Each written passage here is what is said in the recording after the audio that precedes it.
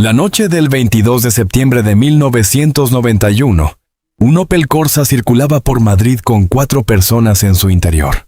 El coche avanzaba por la M500, en dirección oeste. Era una vía oscura, rápida, con tramos donde la carretera parecía abrirse y cerrarse entre luces dispersas. Dentro del vehículo viajaban el conductor y 3 pasajeros. Uno de ellos iba sentado en el asiento delantero.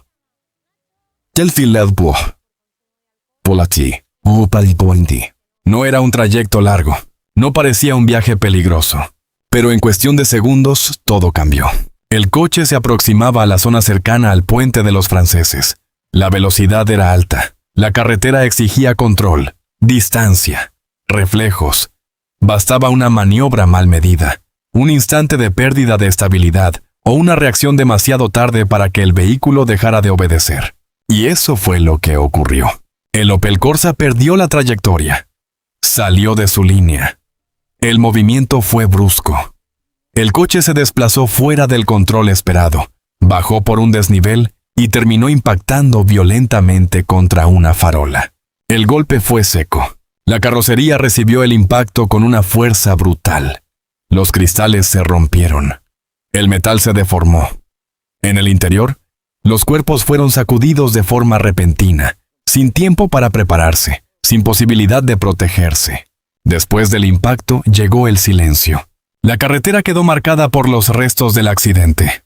El coche, que minutos antes avanzaba con normalidad por Madrid, quedó detenido junto al lugar del choque. Los ocupantes fueron atendidos tras el siniestro, pero pronto se confirmó el dato que convertiría aquella noche en una tragedia aún más dura. De las 4 personas que iban dentro del vehículo, solo una perdió la vida. Era el pasajero que viajaba delante. No llevaba puesto el cinturón de seguridad. La causa médica de su muerte fue devastadora. Una rotura del músculo cardíaco provocada por sus propias costillas durante el impacto. No fue una muerte lenta. No hubo margen para una despedida. Todo ocurrió en un intervalo mínimo, en una carretera dentro de un coche pequeño, en una noche que parecía una más. El conductor sobrevivió, los otros pasajeros también. Pero aquel hombre sentado en el asiento delantero no volvió a abrir los ojos. Durante las horas siguientes, el accidente dejó de ser solo un parte de tráfico.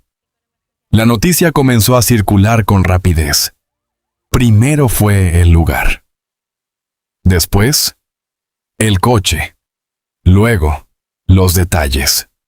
La M500, el puente de los franceses, la farola, la velocidad, el cinturón que no estaba puesto, el único fallecido. Y finalmente, llegó el nombre. El hombre que murió aquella noche era José Celestino Casal Álvarez. España lo conocía como Tino Casal. Tudela-Beguín no era un lugar de escaparates ni de promesas fáciles. Era un pueblo industrial de Asturias, pequeño, duro, acostumbrado al ruido del trabajo y a los días repetidos. Las casas estaban cerca unas de otras. Las familias se conocían. La vida no se medía por sueños grandes, sino por horarios, esfuerzo, prudencia y necesidad. En aquel ambiente, el 11 de febrero de 1950, nació José Celestino Casal Álvarez.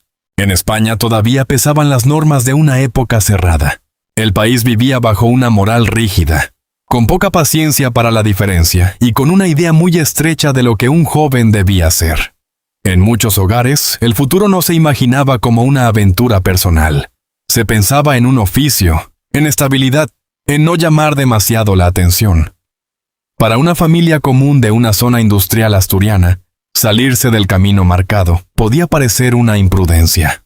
José Celestino nació en ese mundo. Su padre se llamaba José Casal. Su madre, Pilar Álvarez. En casa no creció como un niño aislado, sino dentro de una familia con hermanas, Conchita y Maritina.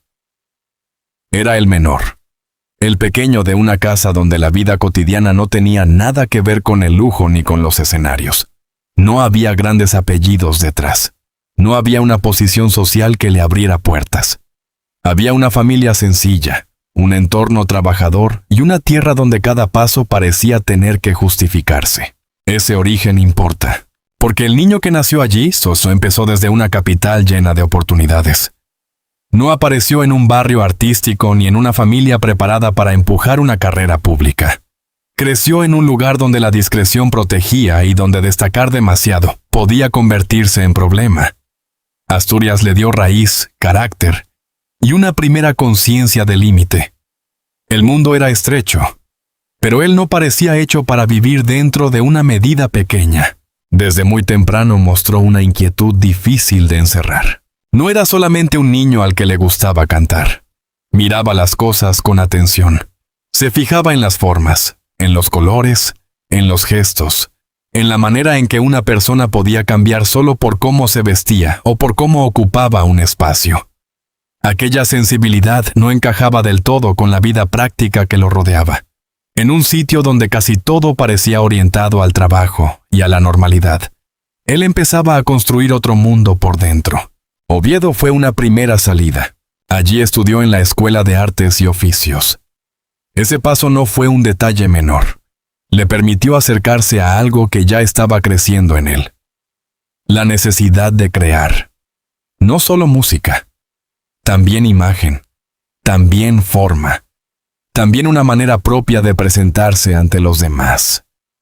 Mientras otros jóvenes podían buscar un camino seguro, José Celestino empezó a entender que su vida iba a moverse entre varias disciplinas, aunque todavía no tuviera las palabras para explicarlo. A los 13 años entró en los Zafiros Negros. Era 1963. Todavía era un adolescente. No había fama, ni grandes contratos, ni un público esperando su nombre. Había ensayos, instrumentos, pequeños escenarios y una voz joven, aprendiendo a sostenerse delante de otros. En esos primeros años, la música no fue un adorno, fue una puerta concreta.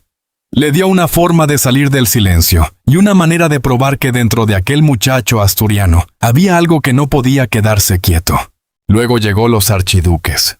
En 1966, Cholo Jubacho se fijó en él y lo incorporó al grupo asturiano para sustituir al cantante principal, que estaba enfermo. Aquella oportunidad lo colocó en un nivel más serio. Con Los Archiduques grabó sus primeros sencillos, No le ames y Lamento de gaitas, Dimensión en sol mayor y Quiero volar muy alto, Linda y La princesa y el juglar. No eran solo títulos de una etapa juvenil, eran las primeras marcas de un camino. Lamento de gaitas llamó la atención porque llevaba la gaita al terreno del pop rock español. Esa mezcla decía mucho de él, incluso antes de que su imagen pública estuviera formada. José Celestino no entró en la música desde la obediencia absoluta a lo esperado. Desde sus comienzos estuvo cerca de la combinación extraña, del cruce entre tradición y modernidad, de una forma de hacer las cosas que no sonaba del todo cómoda. En casa, mientras tanto, seguía siendo el hijo de José Casal y Pilar Álvarez, el hermano de Conchita y Maritina. Un muchacho nacido en una familia sin privilegios especiales, en una Asturias industrial, dentro de una España donde la diferencia todavía podía incomodar. Esa distancia entre el origen y la ambición fue creciendo con él. Por un lado, estaba la vida real, la familia, el pueblo, las normas, el peso de una sociedad conservadora. Por otro, estaba una fuerza interior que lo empujaba hacia algo más grande, más visible, más arriesgado. No se trataba todavía de fama, se trataba de identidad. José Celestino empezaba a descubrir que no le bastaba con cantar una canción. Quería construir una presencia, quería salir de la fila, quería que cada aparición dijera algo de él, incluso antes de abrir la boca. Ese deseo podía parecer exagerado en el ambiente del que venía, pero era precisamente allí donde adquiría más fuerza. Porque cuanto más estrecho era el mundo que lo rodeaba, más grande parecía su necesidad de romperlo. Tudela Beguín le dio el punto de partida. Su familia le dio el primer marco. Asturias le dio una raíz firme. La España de aquellos años le puso límites. Y la música, desde los 13 años, le mostró una salida. Todavía no era una leyenda. Todavía no era el nombre que años después iba a quedar unido al exceso, al color y a una muerte inesperada en una carretera de Madrid. Pero en aquel niño de familia sencilla ya estaba la primera señal. No había nacido para pasar desapercibido. José Celestino Casal Álvarez empezaba a caminar hacia una vida que su propio entorno difícilmente podía imaginar. Y ese camino, tarde o temprano, iba a chocar con todos los límites que intentaran detenerlo. En la casa de los Casal Álvarez, la diferencia no entró de golpe. Primero apareció en detalles pequeños. Una forma de mirar la ropa. Una atención extraña por los colores. Un gusto por cambiar de aspecto. Una inclinación natural hacia todo lo que podía alterar la imagen de una persona delante de los demás. Para muchas familias de aquella época, eso no era fácil de entender. En la España de los años 50 y 60, un muchacho debía crecer con discreción. Debía estudiar, trabajar, obedecer, buscar una vida estable y no llamar demasiado la atención. José Celestino no parecía dispuesto a seguir esa línea. Su familia veía algo en él que no encajaba con el molde común. No era rebeldía ruidosa. No era una provocación calculada desde el principio. Era una necesidad. Él necesitaba probar, cambiar, mirar más allá de lo permitido. Aquello podía parecer capricho, pero en realidad era el comienzo de una personalidad que ya se estaba formando con una firmeza poco habitual. Su padre, José Casal, miraba ese camino con preocupación. Para un padre de familia trabajadora, la música no parecía una garantía. No era una profesión segura. No ofrecía sueldo fijo, ni estabilidad, ni tranquilidad. En una Asturias industrial, donde la vida se sostenía con esfuerzo y prudencia, el sueño artístico de un hijo podía sonar más a riesgo que a futuro. Por eso intentó apartarlo de ese rumbo. Quería convencerlo de que dejara la música, de que buscara algo más seguro, más normal, más aceptado. No lo hacía necesariamente por dureza. Lo hacía desde el miedo de un padre que veía a su hijo caminar hacia un terreno incierto. Pero el muchacho no cedió. Según recordaría su hermana Conchita, José Celestino respondió con una seguridad que explicaba mucho de su carácter. Aquel era su camino. No pidió permiso para sentirlo. No buscó una aprobación completa. Simplemente lo sostuvo. Ahí empezó a verse una de las claves de su personalidad. Cuando creía en algo, no retrocedía con facilidad. Podía escuchar. Podía sufrir la incomprensión. Podía notar las dudas de los demás, pero no entregaba el control de su destino. Desde muy joven entendió que si quería vivir como sentía, tendría que soportar miradas, comentarios y resistencia. Su madre, Pilar Álvarez, también tuvo que enfrentarse a una diferencia que no siempre comprendía. La ropa de José Celestino no era una cuestión menor. Para él, vestirse no era cubrirse. Era decir algo. Era ensayar una identidad. Era probar una forma de estar en el mundo. En una casa común, en una sociedad todavía rígida, esa manera de mostrarse podía causar desconcierto. Pilar llegó a esconderle ropa. No era un gesto pequeño. Era la reacción de una madre que no sabía cómo manejar aquel hijo que salía de lo esperado. Quizá veía prendas demasiado llamativas, combinaciones demasiado arriesgadas, una apariencia demasiado difícil de explicar ante vecinos, familiares o conocidos. La ropa, dentro de aquella casa, se convirtió en una primera frontera. De un lado estaba la normalidad familiar, del otro, el impulso de un muchacho que no quería vestirse como los demás. Ese conflicto no lo apagó, lo afiló. Cada obstáculo parecía confirmar que su diferencia no era un juego pasajero. Si lo que llevaba puesto provocaba incomodidad, entonces la imagen tenía poder. Si una prenda podía preocupar a una madre o despertar comentarios en un pueblo, significaba que la apariencia no era superficial. Podía ser una declaración. Sus hermanas también formaron parte de esa primera relación con la imagen. En los recuerdos familiares, aparecen juegos, maquillaje, disfraces, cambios de aspecto. Aquello pudo parecer una escena doméstica sin importancia, pero para José Celestino tenía otro peso. En esos gestos se abría una idea. Una persona podía transformarse. Podía dejar de ser una sola cosa. Podía construir una máscara, un personaje, una presencia. Con el tiempo, esa intuición se volvería central en su vida. Pero en aquellos años, todavía era un muchacho de Asturias, enfrentado a un entorno donde cada exceso era observado. La diferencia no se celebraba, se vigilaba. La ropa llamativa podía convertirse en tema de conversación. El maquillaje podía ser una provocación. Una sensibilidad demasiado artística podía parecer debilidad. Y un joven que no quisiera encajar podía terminar señalado. José Celestino aprendió pronto esa tensión. Aprendió que ser distinto tenía precio. También aprendió que esconderse era otro precio, quizá más alto. Por eso su carácter se fue endureciendo sin perder sensibilidad. No era una persona simple. Tenía orgullo, pero también fragilidad. Tenía ambición, pero no una ambición vulgar.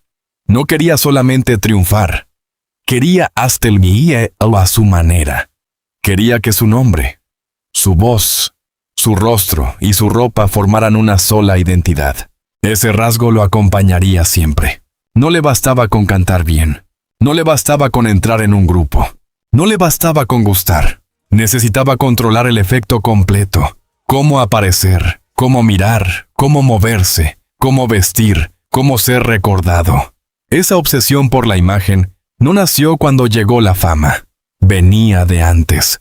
Venía de la casa, de los armarios, de las discusiones, de la ropa escondida, de los comentarios que probablemente escuchó más de una vez, de la sensación de vivir en un mundo demasiado estrecho para todo lo que llevaba dentro. Su padre veía peligro en la música. Su madre veía desconcierto en su forma de vestir. El entorno veía rareza. Él veía destino. Esa diferencia explica por qué no se quebró cuando llegaron las críticas. Ya estaba entrenado. Había empezado a resistir mucho antes de que los periódicos hablaran de él. Antes de que las compañías discográficas intentaran definirlo. Antes de que el público decidiera si lo amaba o lo rechazaba. La primera batalla de Tino Casal no ocurrió sobre un gran escenario. Ocurrió en casa. Ocurrió frente a la idea de una vida normal. Ocurrió cada vez que alguien quiso convencerlo de bajar el tono, cambiar de rumbo, vestirse distinto o dejar la música. Y en cada una de esas pequeñas batallas, fue tomando forma el mismo hombre que después España vería aparecer con maquillaje, telas imposibles, gestos teatrales y una seguridad que parecía desafiarlo todo. No era una pose vacía, era una defensa. José Celestino Casal Álvarez estaba aprendiendo a convertirse en Tino Casal. Y para lograrlo tenía que aceptar una verdad incómoda. Si quería ser el mismo, tendría que acostumbrarse a no ser entendido. Cuando José Celestino salió de Asturias, no llevaba una fórmula segura. Llevaba una voz, una imagen todavía en construcción y una idea fija. No quería entrar en la música como uno más. El problema era que la industria española de aquellos años no sabía muy bien qué hacer con alguien así. Las compañías buscaban voces reconocibles, rostros fáciles de vender, artistas que pudieran ser colocados en una categoría clara. Él no era claro, no era cómodo, no era simple. En 1977 regresó a España y firmó con Philips. La compañía lo miró como una posible voz melódica, alguien capaz de ocupar un espacio dejado por otros cantantes populares. Pero esa lectura era demasiado estrecha para él. José Celestino podía cantar baladas, podía entrar en el molde si era necesario, podía aceptar una primera oportunidad. Pero dentro de ese molde se movía con incomodidad. Grabó canciones como Olvidar, Recordar, Dam Dam, Emborráchate y Besos Caricias. Hubo festivales, actuaciones y un intento claro de abrirse paso. En 1978 participó en el Festival de Benidorm. Allí quedó en segundo lugar y recibió reconocimientos importantes, entre ellos el de mejor cantante joven y mejor composición musical. Pero aquello no bastó. Los premios no siempre cambian una vida. A veces solo confirman que alguien tiene talento, pero no le entregan todavía su verdadero lugar. Después de aquella etapa, Tino quedó en una zona incómoda.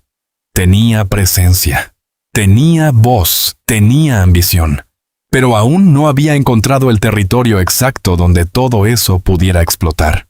Entonces, volvió a la pintura. Ese regreso no fue una retirada completa. Fue una forma de respirar. Mientras la música no terminaba de abrirle la puerta adecuada, él siguió creando desde otro lugar. Pintaba, observaba, pensaba en imágenes.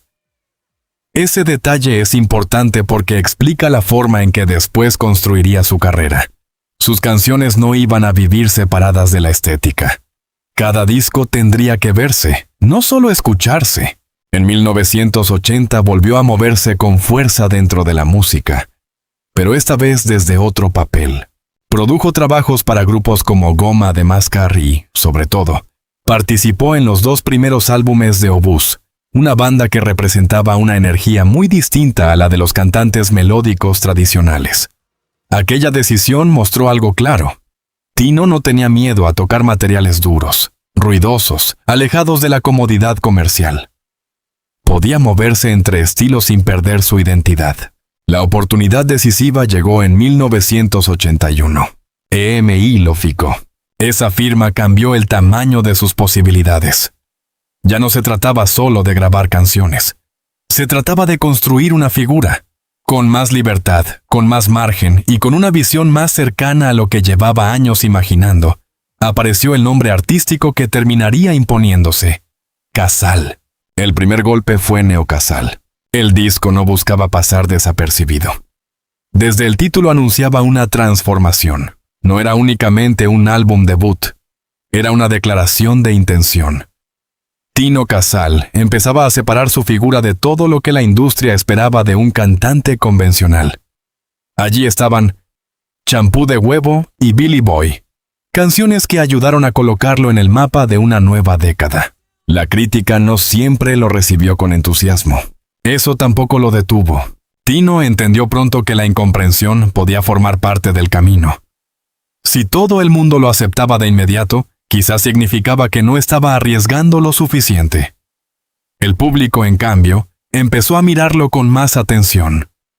Había algo en él que resultaba difícil de clasificar. Una mezcla de voz poderosa, exceso visual, ironía, elegancia, provocación y teatro personal. La subida real llegó en 1983. Ese año publicó Etiqueta Negra. Con ese disco, su nombre dejó de ser una rareza prometedora y empezó a convertirse en una presencia fuerte dentro de la música española. Embrujada funcionó como un punto de quiebre. No era una canción discreta. Tenía melodía, dramatismo, una atmósfera reconocible y un magnetismo que encajaba con la figura de Tino. Él no la interpretaba como alguien que simplemente canta, la ocupaba, la convertía en escena. Póker para un perdedor reforzó esa imagen. Casal aparecía cada vez más definido, elegante, barroco, excesivo, seguro de su personaje. En una España que cambiaba rápido, su figura parecía adelantarse a muchas cosas. Había artistas que representaban la modernidad desde la calle, desde la noche, desde la ruptura directa.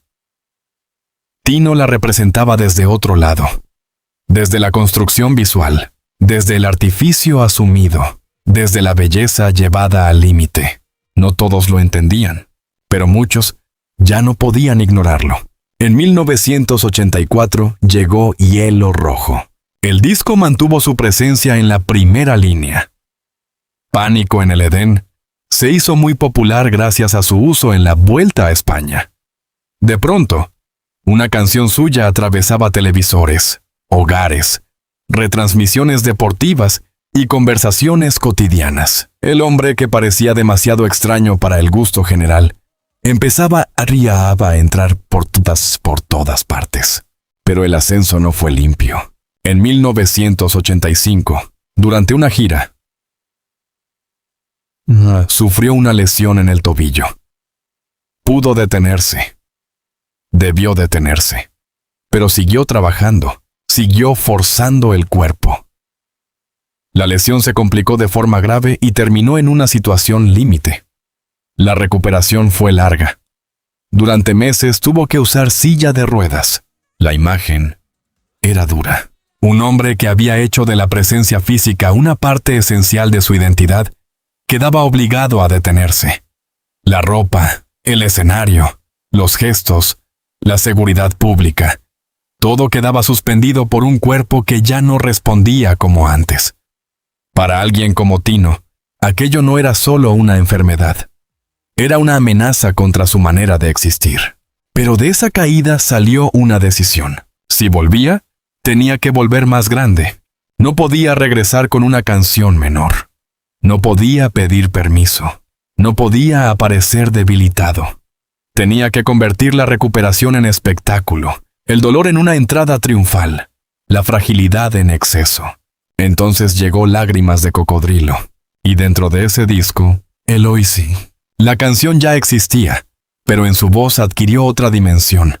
La versión de Tino no sonaba como un simple homenaje, sonaba como una revancha. Era grandiosa, dramática, desbordante.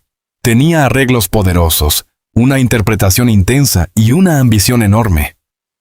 En 1988, Eloise se convirtió en uno de sus mayores éxitos y alcanzó el número 1 en los 40 principales. Fue su gran resurrección pública. Después de la enfermedad, después del miedo, después del silencio forzado, Tino Casal volvió a colocarse en el centro. Y lo hizo fiel a sí mismo, sin rebajarse, sin suavizarse, sin pedir disculpas por ser demasiado. A finales de los 80, su figura ya estaba fijada. No era solo un cantante con discos exitosos, era un personaje completo. Un artista que podía producir, pintar, diseñar su presencia y convertir cada aparición en una marca. En 1989 publicó Histeria, su último álbum en vida. Después CM siguió vinculado al arte, a la pintura, a la escultura y a nuevas colaboraciones. También preparaba proyectos futuros, incluso un nuevo disco previsto para 1992. Nada indicaba un cierre definitivo. La carrera había tenido tropiezos, enfermedades, críticas y momentos de duda, pero no parecía agotada. Tino Casal seguía en movimiento. Seguía creando. Seguía pensando en lo siguiente. Y entonces llegó septiembre de 1991. El artista que había sobrevivido a la incomprensión, al dolor físico y a los cambios de la industria, subió a un Opel Corsa para hacer un viaje más. Un viaje aparentemente normal. Un viaje hacia una actuación. Un viaje que iba a partir su historia en dos. La noche del 22 de septiembre de 1991 no empezó en una carretera. Empezó en Madrid, entre locales abiertos, conversaciones de madrugada y movimientos que, vistos en aquel momento, no parecían tener importancia. Nadie podía saber qué detalle sería recordado después. Nadie podía saber qué hora exacta, qué calle, qué decisión o qué asiento terminaría formando parte de una tragedia. Aquella noche, Tino Casal estaba en la ciudad. No estaba solo. Según los recuerdos recogidos después, había pasado por Estela, un bar situado en la calle Arlabán. Más tarde, algunos de los que estaban con él siguieron la noche en otros locales. Se habló de Max, de Ática, de esa ruta nocturna madrileña que en los años 90 mezclaba música, amistades, cansancio y decisiones rápidas. Una persona que estuvo con ellos se marchó antes. Otros continuaron. Horas después, lo que quedaría de aquella noche ya no serían conversaciones sueltas. Sería un coche, un Opel Corsa. Dentro viajaban 4 personas. Al volante iba Gonzalo García Villanueva, baterista de Tino. Tenía 28 años. Junto a él, en el asiento delantero, iba Tino Casal. En la parte trasera viajaban el pintor Antonio Villatoro y el joven modelo Manuel Camino Halcón. La distribución dentro del vehículo parecía un dato simple. No lo era. En cualquier accidente, el lugar que ocupa cada persona puede cambiarlo todo. El lado del impacto, el ángulo del choque, la velocidad, la posición del cuerpo, el cinturón de seguridad, la distancia con el salpicadero, el movimiento brusco del vehículo. Todo cuenta, todo puede convertirse en una diferencia decisiva. El Opel Corsa no era un coche grande. Era un vehículo pequeño, urbano, ligero. En una ciudad, podía parecer suficiente. En una vía rápida, de noche, con 4 ocupantes y a una velocidad elevada, cualquier error dejaba menos margen, menos espacio para corregir, menos estructura para absorber el golpe, menos tiempo para reaccionar. El viaje tenía un destino. Tino Casal se dirigía hacia Martos, en la provincia de Jaén, para una actuación. No era un trayecto sin motivo. Había una cita pendiente, un desplazamiento que debía llevarlo fuera de Madrid. Una carretera más, una noche más. Otra salida de trabajo en una vida acostumbrada a moverse de un lugar a otro. El coche tomó la M500. Circulaba en dirección oeste. La zona cercana al puente de los franceses no era un punto cualquiera. Allí la carretera exigía atención. No bastaba con avanzar. Había que mantener el control, medir la velocidad, leer la curva, calcular la distancia, sostener el coche dentro de la trayectoria. De día, un conductor puede tener más referencias. De noche, las luces recortan la carretera en fragmentos. Lo demás queda fuera, en sombra. El Opel seguía avanzando. Dentro, 4 ocupantes. Delante, el conductor y Tino. Detrás, Antonio Villatoro y Manuel Camino. A esa hora, cada metro acercaba el coche al lugar donde todo iba a romperse. Pero desde dentro, probablemente, el trayecto todavía parecía normal. Un vehículo en movimiento. Una ciudad que quedaba atrás. Una conversación que podía continuar o apagarse. El sonido del motor. Los faros abriendo paso. La carretera pasando bajo las ruedas. No había señal visible de que el final estuviera tan cerca. Esa es una de las partes más duras de muchos accidentes. No avisan con solemnidad. No se presentan como una escena preparada. Ocurren dentro de lo cotidiano. Entran en una noche común y la parten en 2. Un instante antes, todo sigue funcionando. Un instante después, nada vuelve a estar en su sitio. El punto exacto quedaría después unido a los informes y a las noticias. La M500, dirección oeste, cerca del puente de los franceses, a unos 400 metros de ese punto. Kilómetro 2900. Una salida de la vía, un desnivel, una farola. Antes de llegar al impacto, hubo una pérdida de control. El coche dejó de seguir la trayectoria esperada. No fue una detención lenta. No fue una maniobra limpia. Fue una ruptura brusca entre el vehículo y la carretera. A partir de ese momento, la noche dejó de depender de la voluntad de quienes iban dentro. El conductor ya no tenía margen suficiente. La velocidad, el peso del coche, el movimiento de los cuerpos y la dirección tomada por el vehículo se juntaron en muy poco tiempo. Cuando un coche pierde estabilidad en una vía rápida, las decisiones se reducen a segundos. A veces ni siquiera a segundos completos. Un giro tardío, una corrección insuficiente, un golpe contra el terreno o contra un elemento fijo pueden cerrar cualquier posibilidad. El Opel Corsa salió de su línea, bajó por la zona del desnivel y quedó dirigido hacia una farola. En el asiento delantero, Tino Casal iba expuesto al movimiento más violento del vehículo. No era conductor.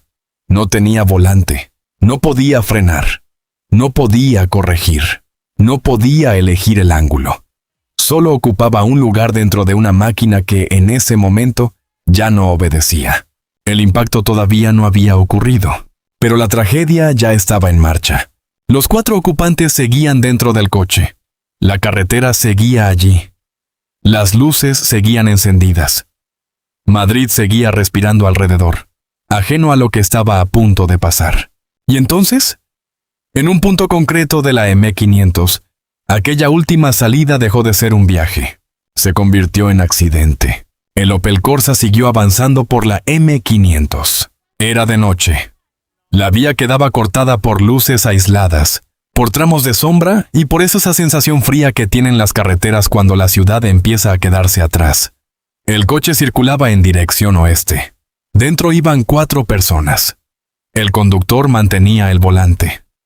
A su lado, en el asiento delantero, viajaba Tino Casal. Detrás iban Antonio Villatoro y Manuel Camino Halcón. El punto donde todo cambió estaba cerca del puente de los franceses. No fue una distancia larga. No fue una secuencia lenta. El vehículo se aproximó a la zona del kilómetro 2900. Allí, según las informaciones recogidas después, el coche iba a una velocidad demasiado alta.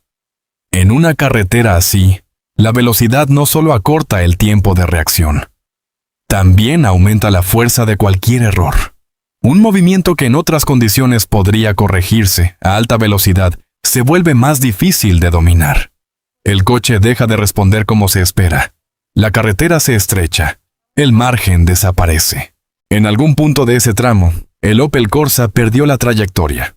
Primero fue la desviación. Después, la salida de la vía. El coche dejó de mantenerse dentro de su línea y se desplazó hacia el borde. Ya no avanzaba como un vehículo controlado, sino como una masa empujada por su propia velocidad. Desde dentro, los ocupantes apenas pudieron tener tiempo para entender lo que ocurría. Un instante antes seguían en movimiento. Un instante después, el coche ya no obedecía. El desnivel apareció delante. El Opel bajó por la zona del terraplén. La dirección quedó comprometida. Las ruedas, el peso del vehículo y la fuerza del desplazamiento se combinaron en segundos. En ese momento, el conductor ya no tenía un margen real para corregir completamente la trayectoria. El coche había salido de la zona segura. El asfalto había dejado de ser una guía. Todo dependía de la velocidad, del ángulo y del punto exacto hacia el que el vehículo se dirigía. El obstáculo estaba allí, una farola. No era un objeto móvil. No cedía. No podía apartarse. En un accidente, el impacto contra un elemento fijo suele ser mucho más severo porque toda la fuerza del movimiento se concentra en un punto. El Opel Corsa, pequeño y ligero, recibió el golpe de forma brutal. El choque detuvo la marcha. El metal se dobló. Los cristales se rompieron. El interior del vehículo sufrió una sacudida violenta.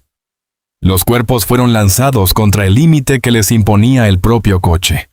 No hubo preparación posible. No hubo tiempo para protegerse. La diferencia entre llevar cinturón o no llevarlo, entre estar delante o detrás, entre recibir una fuerza de una manera u otra, se convirtió en algo decisivo.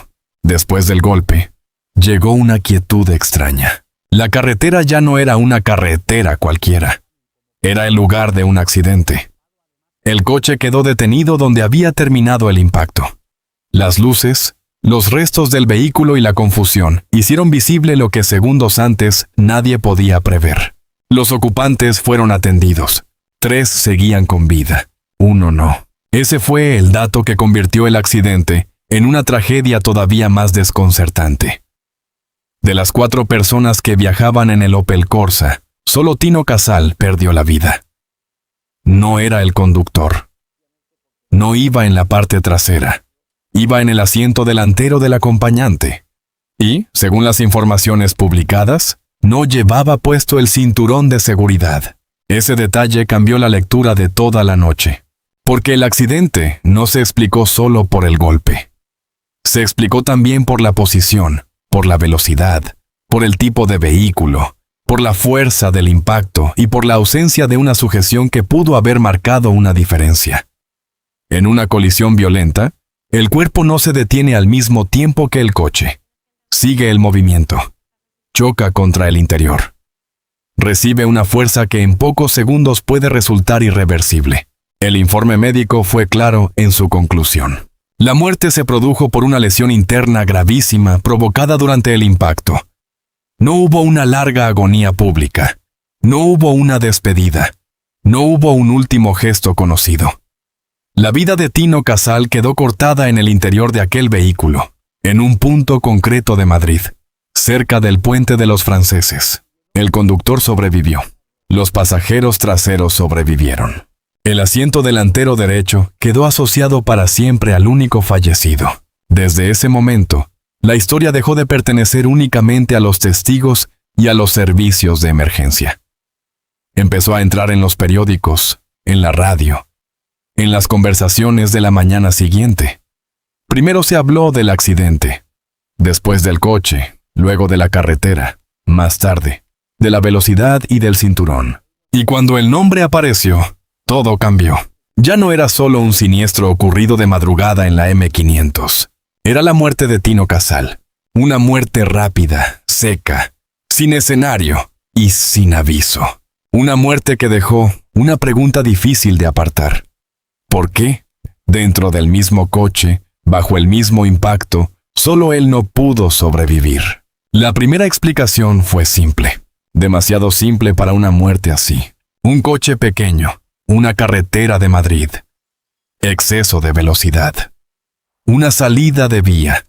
Un golpe contra una farola. Y un pasajero que no llevaba puesto el cinturón de seguridad. Esa fue la base de la versión oficial. No apareció, en los datos conocidos, una escena llena de elementos extraños. No hubo una persecución. No hubo un vehículo misterioso empujando al Opel Corsa fuera de la carretera. No hubo una segunda colisión que cambiara la trayectoria. Lo que se señaló desde el principio fue una combinación mucho más común, pero no menos mortal. Velocidad, pérdida de control e impacto contra un punto fijo. El coche era un Opel Corsa, no era un vehículo grande. No tenía una estructura pensada para absorber con comodidad un choque violento a alta velocidad.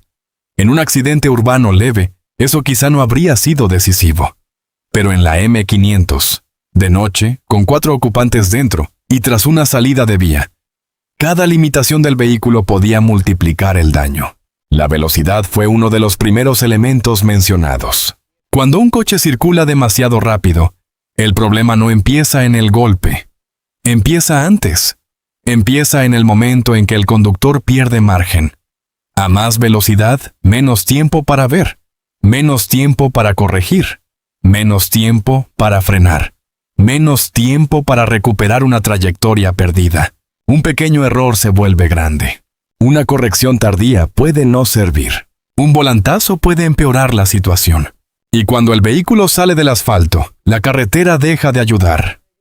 Las ruedas ya no pisan el terreno para el que fueron pensadas. El peso del coche se desplaza. La dirección pierde precisión.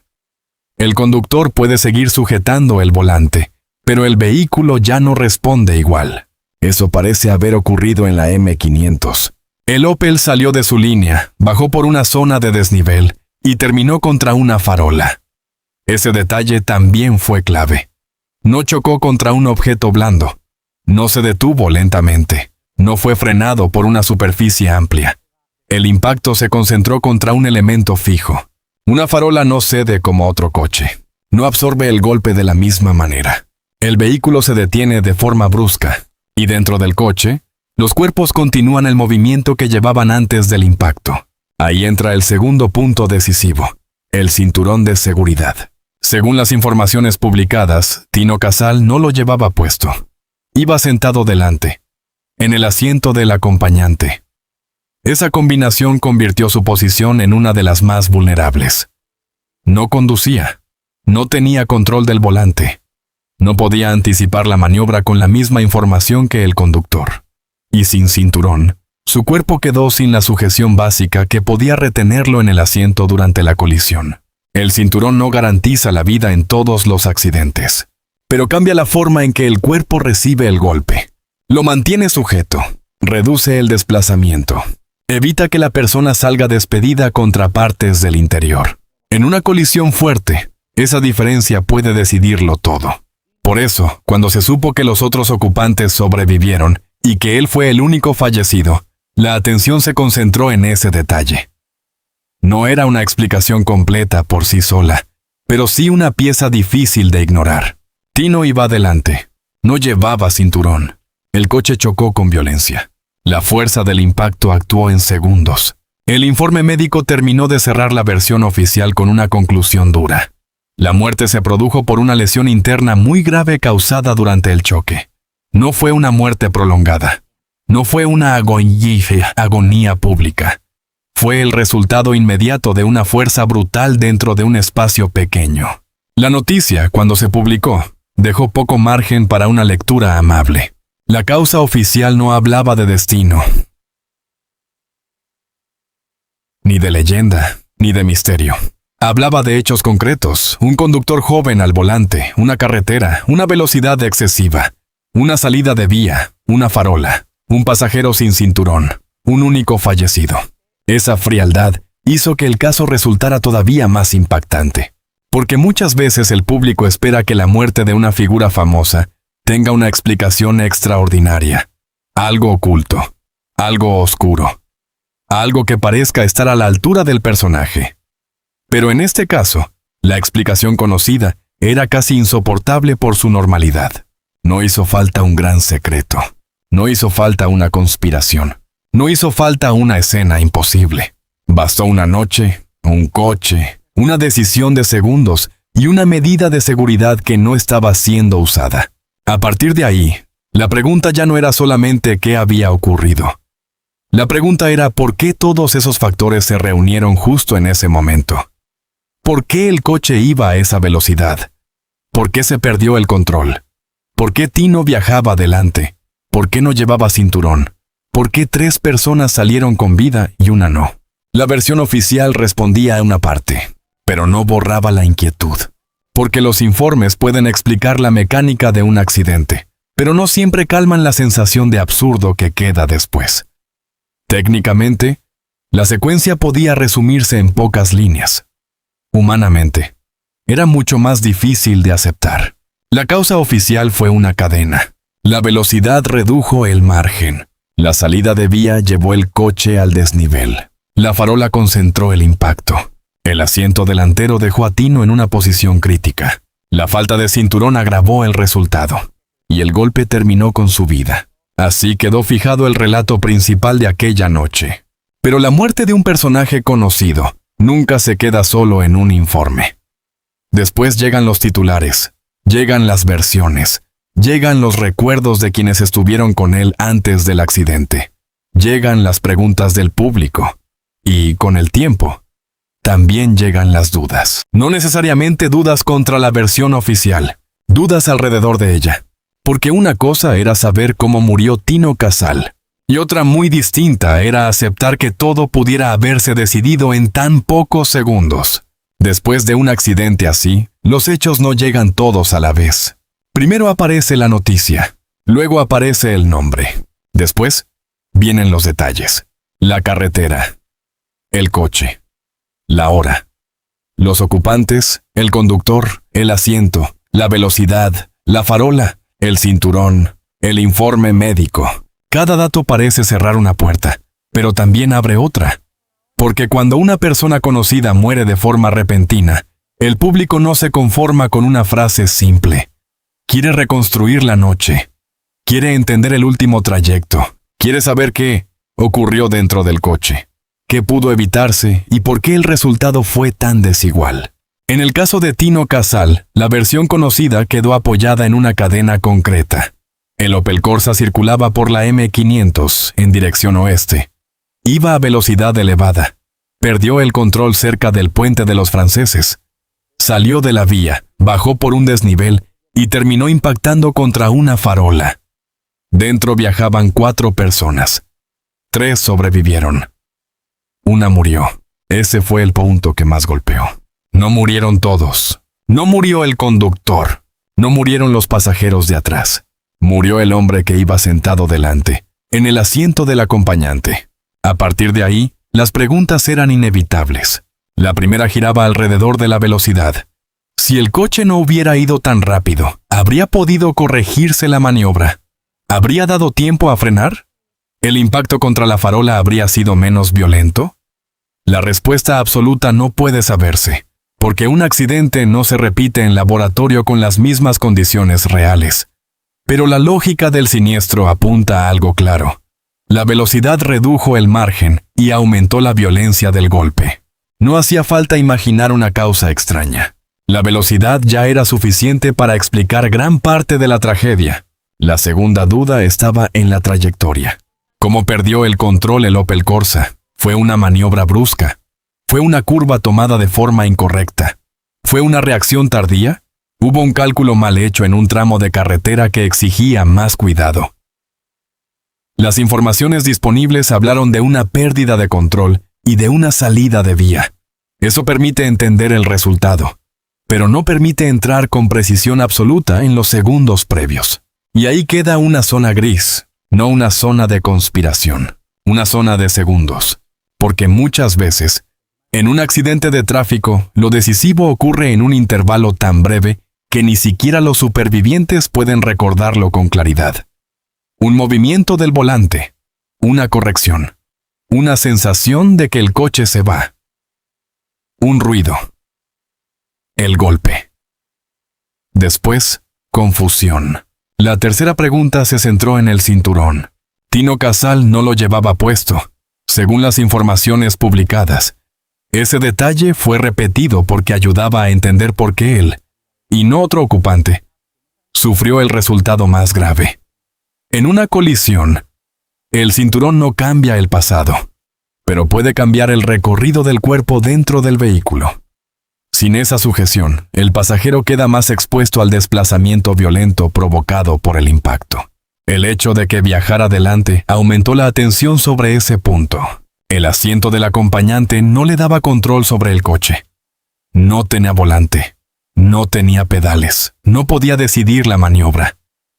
Tampoco podía prepararse de la misma manera que el conductor, que al menos veía venir el error desde el puesto de mando. Si el impacto llegó de forma brusca, el pasajero delantero quedó sometido a una fuerza que no podía gestionar. La cuarta duda era más humana que técnica. ¿Por qué no llevaba el cinturón? Esa pregunta no tiene una respuesta cerrada. Puede haber sido costumbre. Puede haber sido descuido. Puede haber sido una decisión tomada sin pensar, como tantas que se toman dentro de un coche antes de que ocurra algo. En aquella época, además, la conciencia social sobre el cinturón no tenía la misma fuerza que tendría años después. Muchas personas no lo usaban de forma constante, especialmente en trayectos que parecían cortos o conocidos. Pero un accidente no distingue entre costumbre y descuido. Cuando llega el golpe, solo cuenta lo que está ocurriendo en ese segundo. La prensa recogió los elementos más llamativos. El lugar exacto. El vehículo. Los acompañantes. La velocidad. El cinturón. El hecho de que Tino fuera el único fallecido. Ese tipo de detalles convirtió el caso en algo más que una noticia musical. Fue también una noticia de carretera.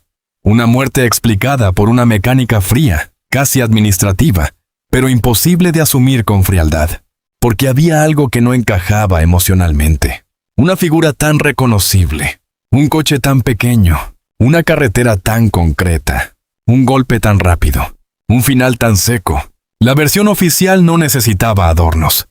Tampoco necesitaba enemigos ocultos. El relato era duro precisamente porque parecía cotidiano. Muchas tragedias no se construyen con grandes misterios, sino con una suma de factores comunes. Salir de noche, confiar en que el trayecto será uno más, subir a un coche, no abrocharse el cinturón, avanzar demasiado rápido, perder la trayectoria y encontrar un obstáculo fijo en el peor punto posible. Esa fue la lectura más razonable, pero razonable no significa fácil de aceptar. La mente busca un motivo mayor cuando la pérdida es grande. Busca algo que esté a la altura del daño. Si muere una persona desconocida, el parte de tráfico parece bastar. Si muere alguien que el público reconoce, la misma explicación parece insuficiente. Entonces nacen las preguntas, las comparaciones, los ¿y si? ¿Y si el coche hubiera salido unos minutos antes o después? ¿Y si hubiera ocupado otro asiento? ¿Y si se hubiera puesto el cinturón? ¿Y si la velocidad hubiera sido menor? ¿Y si aquella noche hubiera terminado en otro lugar? Ninguna de esas preguntas cambia el resultado, pero todas explican por qué el accidente siguió siendo recordado. La muerte de Tino Casal no quedó marcada por una gran investigación llena de giros ocultos.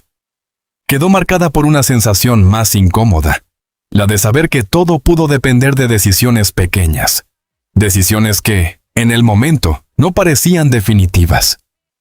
Un asiento, un cinturón, una velocidad, una carretera. Bucacera.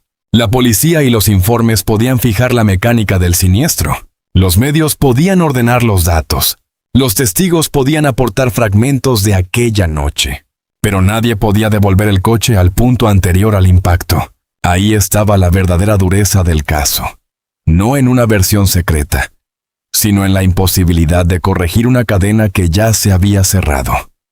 Una vez que el Opel Corsa salió de la vía, una vez que bajó por el desnivel, una vez que se dirigió hacia la farola, todo ocurrió demasiado rápido. La tragedia quedó decidida antes de que nadie pudiera detenerla. Por eso, más que una muerte misteriosa, fue una muerte llena de preguntas inútiles. Preguntas que no contradicen la versión oficial, pero la rodean. Preguntas que nacen del dolor de imaginar que una vida entera pudo cortarse por una combinación de factores mínimos y brutales. La velocidad, la pérdida de control, el impacto, el asiento delantero, el cinturón ausente. El resto fue silencio. Y después de ese silencio solo quedó una tarea: despedirlo. La noticia no llegó como un rumor lento, llegó como un golpe. Tino Casal había muerto en un accidente de tráfico. Tenía 41 años. Viajaba en un coche por Madrid. Era el único fallecido. Al principio, muchos no supieron cómo reaccionar. La información parecía demasiado seca, demasiado corta, demasiado difícil de encajar con una vida que nunca había sido discreta. Después llegaron los detalles. La M500. El Opel Corsa, el puente de los franceses. La farola. El asiento delantero. El cinturón que no llevaba puesto. La velocidad. La lesión mortal. Cada dato iba cerrando el relato, pero ninguno hacía más fácil aceptarlo. Para su familia, la noticia no era una crónica de sucesos. Era una pérdida inmediata. Detrás del nombre público seguía estando José Celestino Casal Álvarez, el hijo de José Casal y Pilar Álvarez, el hermano de Conchita y Maritina, el muchacho que había salido de Tudela Beguín con una forma distinta de mirar el mundo. La persona que, antes de ser una figura reconocida, había sido parte de una casa, de una familia, de una infancia asturiana y de una historia íntima que no pertenecía a los periódicos. Cuando llega una muerte así, la fama no protege a nadie. No protege a los padres. No protege a los hermanos. No protege a los amigos que intentan reconstruir las últimas horas. La despedida tuvo el peso de lo inesperado. No era el adiós de alguien retirado, ni el cierre natural de una vida larga. Era la interrupción de una trayectoria que todavía tenía movimiento. Todavía había proyectos. Todavía había ideas. Todavía había una obra que podía crecer. Por eso el duelo fue más duro. No se lloraba solo lo que había sido, sino también lo que ya no podría ser. En los días siguientes, la conmoción se extendió por la música española. Quienes lo habían admirado recordaban su voz. Quienes lo habían visto de cerca recordaban su carácter. Quienes alguna vez lo criticaron, tuvieron que reconocer que había desaparecido una figura imposible de sustituir. Tino Casal no había ocupado un lugar cómodo. No había sido un artista fácil de clasificar. Pero justamente por eso su ausencia dejó un hueco raro, difícil de llenar. Los seguidores empezaron a volver a sus canciones. Volvieron a Embrujada. Volvieron a Pánico en el Edén. Volvieron a Eloís. Cada tema sonaba de otra manera después del accidente. Lo que antes podía escucharse como exceso, teatralidad o ambición, comenzó a sentirse también como testimonio. Ya no era solo un repertorio. Era lo que quedaba de una presencia que había sido cortada de golpe. Un año después de su muerte, Emi volvió a publicar el recopilatorio Etiqueta Negra. Grandes éxitos. El gesto no solo respondía al interés del público, también confirmaba que Tino seguía presente. Su voz no había desaparecido con el accidente, su imagen tampoco. Cuanto más se alejaba físicamente, más claro resultaba que su figura no pertenecía solo a una moda pasajera. Con el tiempo llegaron los homenajes. Artistas como Alaska, Marta Sánchez, Despistaos y Extravaganza lo recordaron o lo tomaron como referencia. Cada tributo decía lo mismo desde lugares distintos. Tino Casal había dejado una marca. No era únicamente un cantante de éxito de los años 80. Era una forma de entender la música, la imagen y el riesgo artístico. También llegaron los reconocimientos públicos. En 2007, se colocó una placa en la casa donde nació, en Tudela, Beguín. Era una forma sencilla, pero importante, de devolverlo al origen. Allí, donde todo había empezado lejos del brillo, quedaba señalado el lugar en el que nació el niño que después rompería tantos moldes. Luego vinieron las exposiciones. Su obra no se redujo a los discos, pinturas, esculturas, objetos, vestuario, imágenes y documentos fueron recuperando otra parte de su identidad. La exposición Art in Excess, presentada en el Museo del Traje de Madrid entre 2016 y 2017, ayudó a mirar a Tino desde una dimensión más amplia. No solo como músico, también como creador visual, como alguien que había vivido el arte sin dividirlo en compartimentos pequeños. En 2018, un mural en Tudela, Beguín volvió a fijar su rostro en el paisaje de su tierra.